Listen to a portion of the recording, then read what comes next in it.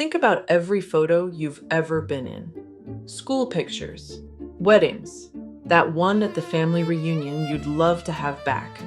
Somebody lifts a camera, says one word, and your face does a thing you never actually agreed to. Cheese. You didn't decide to smile. The word decided for you.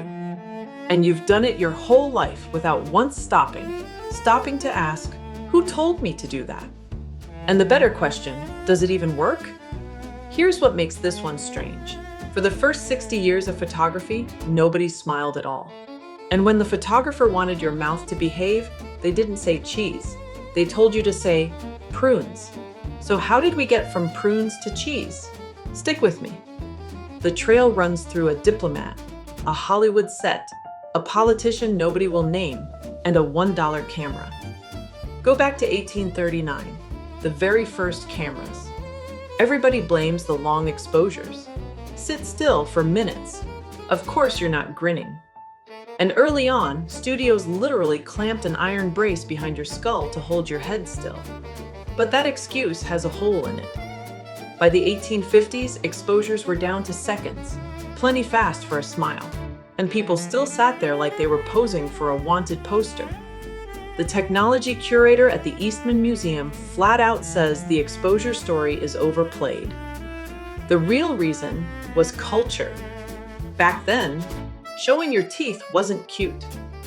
It was low class. A French etiquette book from 1703 warned that nature gave us lips to hide our teeth. A big open smile? That was for drunks, fools, and clowns. Mark Twain said, nothing was more damning to leave to history than a silly, foolish smile caught and fixed forever. So nobody smiled. And the instruction, in print from 1846, was prunes. It pulls your mouth small, tight, and dignified. For the kids, they'd wave a little brass bird by the lens that chirped and flapped. That was the entertainment. Then a camera changed everything. 1888. George Eastman's Kodak. $25. You press the button, we do the rest. Then the Kodak Brownie. $1. Over 150,000 sold in the first year. All of a sudden, a photograph wasn't a stiff, formal event. It was a birthday party, a day at the beach, and Kodak leaned all the way in. One media historian argues they deliberately sold the camera as happiness. The Kodak girl, family, fun. A photo became proof you were having a good time, and proof means teeth. Berkeley researchers even put a number on it. They scanned almost 38,000 yearbook photos from 1905 to 2013, and the smiles keep getting bigger right across the century. Now here's the part that matters. The first say cheese anybody can find in print is 1943. Decades after people were already smiling. So the phrase didn't start the revolution. It just gave it a slogan. So where did the actual phrase come from? The oldest one anybody's ever found is a little Texas newspaper, the Big Spring Daily Herald, 1943.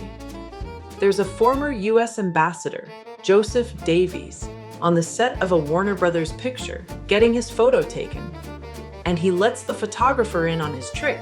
Just say cheese, he says. It's an automatic smile. And then he adds this. I learned that from a politician, an astute politician, a very great politician. But, of course, I cannot tell you who he was. He never said who. But the very great politician with the most famous grin in the country, the one everybody assumed he meant? FDR. Quick thing, if you're enjoying this, tap that like for me. It really does help a little channel like this get found. Okay, back to it. Now, if cheese works because that E sound stretches your lips, then every country should have its own version. And they do. And they are wonderful. In France, they say uistiti, a marmoset monkey. Korea says kimchi. China says chiezi, eggplant. All across Latin America, it's whiskey. Finland, muiku, a species of small fish. Estonia says pea soup. And in Japan, the photographer goes, 1 + 1 =, and everybody shouts, ni, 2. Some of those pull your mouth into the shape, and some of them just make you laugh, because you're standing there yelling pea soup at a camera. Either way, you smile. But here's where it gets good. Does cheese actually work? Sort of. The word ends on that E, which fires the muscle that yanks your mouth corners up. Anatomists literally nickname it the say cheese muscle. So yes, your mouth moves. But a real smile takes 2 muscles. The mouth one and a second one, up around your eyes, that crinkles them and lifts your cheeks. That little eye crinkle is the whole difference between a smile that reads as real and one that looks like you're being held hostage. A French neurologist named Duchenne worked this out back in 1862. He said only genuine feeling fires that eye muscle. Fake it, and the still eyes unmask a false friend. A century later, Paul Ekman confirmed it and named the real thing the Duchenne smile. The line between real and performed isn't always razor sharp, but it's real. So here's the punchline. Cheese fires the mouth muscle, and only the mouth muscle. It is, literally, a half-smile instruction. The most popular photo command on the entire planet gives you the fake kind. And the kicker? Nobody even invented it. No patent, no author. One reference traces it to a 1930 note that no one has ever managed to track down. Davies stuck it in a newspaper in 1943.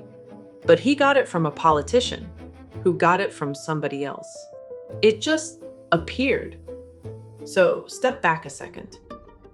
Prunes and cheese are the exact same trick.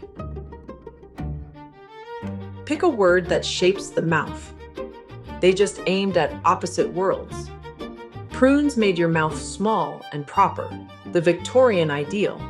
Cheese stretches it wide and toothy, the modern one. Same method, opposite civilization. The word changed because we changed. And honestly, the countries out there yelling pea soup and small fish might be winning. Because the ridiculous word actually makes people laugh, eyes and all. The real smile, the one cheese can't give you. Finland may have been right the whole time. Ask a pro photographer and they'll tell you the same. They'd rather crack a joke or get you thinking about somebody you love than say cheese. So why has cheese hung on for 80 years anyway?